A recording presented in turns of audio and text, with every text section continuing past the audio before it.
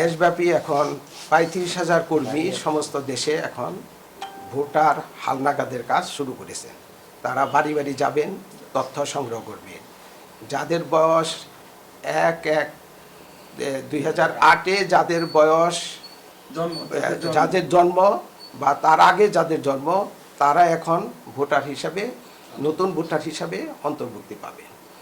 এটা আজকে এখানে আসার উদ্দেশ্য হলো যে এই যে ভোটার কার্যক্রম, এটাকে কিভাবে আরও গতিশীল করা যায়, কিভাবে নির্ভুল করা যায়, কিভাবে আরও সুষ্ঠু করা যায়, তার সে ব্যাপারে যে আইন শৃঙ্খলার যে অবস্থা, তাতে ভোট সুষ্ঠু হবে কিনা।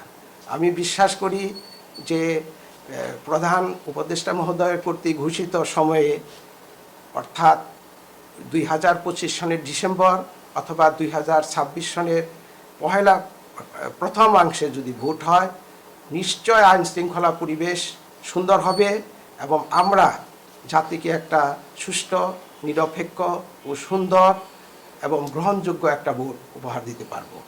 আমি খুবই আশাবাদী যে অবশ্যই আইন শৃঙ্খলা দিন দিন উন্নত হচ্ছে এবং বাই দিস টাইম পরিপূর্ণভাবে উন্নত হয়ে যাবে এবং ভোট গ্রহণের যে পরিবেশ, সেটা সুন্দর সৃষ্টি হবে। আমরা আপাতত ব্যালটের মাধ্যমেই নির্বাচন করার জন্য মানসিকভাবে প্রস্তুতি নিয়েছি। আমরা এখন সত্যিকার অর্থে আমরা এখন জাতীয় নির্বাচন নিয়েই ভাবছি। কাজে জাতীয় নির্বাচনই যাতে সুষ্ঠুভাবে আমরা করতে পারি, সেই লক্ষ্যে আমরা এগিয়ে যাচ্ছি।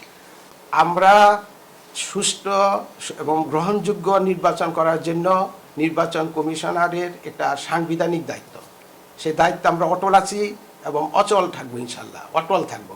এবং আমরা খুবই আত্মবিশ্বাসী যে আমরা সকল প্রকার তথাকথিত প্রভাবমুক্ত থেকে জাতিকে একটা সুষ্ঠু এবং সুন্দর নির্বাচন উপহার দিতে পারবো। এবং কোনোভাবেই আপনার ভাষায় প্রভাবান্বিত হওয়ার কোনোই সুযোগ নেই। খুবই আত্মবিশ্বাসী এবং আমরা অবশ্যই পারবো। সে ব্যাপারে আপনাদের সকলের সহযোগিতা চাই, সকলের সহানুভূতি চাই।